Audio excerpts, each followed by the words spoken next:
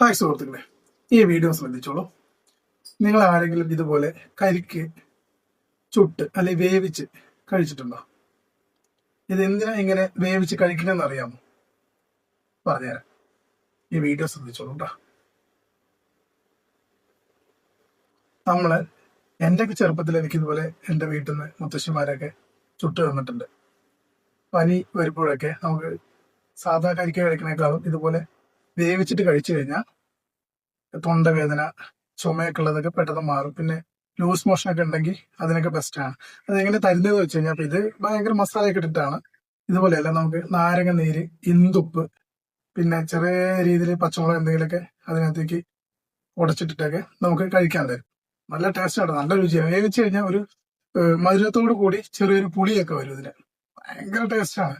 നമുക്ക് പനിയൊക്കെ വന്നു കഴിഞ്ഞാൽ നാവിനൊക്കെ ഭയങ്കര ചുവയൊക്കെ ആയിരിക്കില്ലേ, അതിനൊക്കെ ബെസ്റ്റ്. അടിപൊളിയാണ്. പനിയൊക്കെ ടപ്പെന്ന് മാറും. ഒന്ന് നോക്കിയേ, പറയുമ്പത്തിന് വായിലേക്ക് വെള്ളം വരുന്നുണ്ട്. ചുട്ടു കഴിക്കുന്ന നമ്മൾ സാധാ കഴിക്കുന്നേക്കാളും ഒരുപാട് ബെനിഫിറ്റ് കിട്ടും. നമുക്ക് ഒരുപാട് അസുഖങ്ങൾക്ക് നല്ലതാണിത്. ഭയങ്കര ഹെൽത്തിയാണ് ചുട്ടു കഴിക്കുന്നത്, വേവിച്ച് കഴിക്കുന്നത്. നമ്മുടെ ഇമ്മ്യൂണിറ്റി പവറൊക്കെ കൂട്ടാൻ വളരെ ബെസ്റ്റാണ് ഈ സാധനം. ഈ ഷുഗർ ഉള്ള ആൾക്കാരൊക്കെ കരിക്ക് കഴിച്ചാൽ ഷുഗറൊക്കെ കൂടും. ഇതുപോലെ വേവിച്ച് കഴിച്ചു കഴിഞ്ഞാൽ അത്രയും എഫക്റ്റ് ചെയ്യില്ല ഷുഗറിന്. ഇതൊക്കെ പെയിന്റ് അടിക്കുന്ന കേട്ടോ, വീഡിയോയില് കറുത്ത കളറ്, ഇനി ഒരു ഗ്രീൻ കളർ ഓൾറെഡി നമുക്കുള്ളതാണ്.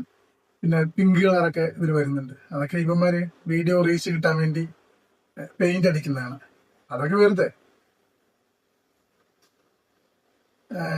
നല്ലൊരു ഇതൊരു മാർക്കറ്റാണ്. മാർക്കറ്റിലേക്ക് കയറി പോകുന്നതാണ്. സത്യത്തില് നമ്മുടെ ഈ തേങ്ങ ഏത് രാജ്യത്തിന്റെ ആണെന്നറിയാമോ? ഏത് രാജ്യത്തിന്റെ ആണെന്നറിയാമോ? ഇന്ത്യയുടെ കേരളത്തിന്റെ ഒന്നും അല്ലാട്ടോ തേങ്ങ. അറിയുന്നവരൊന്ന് കമന്റ് ചെയ്തോ, അല്ലെങ്കിൽ ഞാൻ അടുത്തൊരു വീഡിയോ ചെയ്യാം. സിംഹാദ്രി എന്ന് പറഞ്ഞൊരു മാർക്കറ്റാണ് വിശാഖപട്ടണത്തുള്ള. അപ്പോൾ നിങ്ങൾ ആരെങ്കിലും കഴിച്ചിട്ടുണ്ടെങ്കിൽ ഒന്ന് കമന്റ് ചെയ്യണേ കേട്ടോ.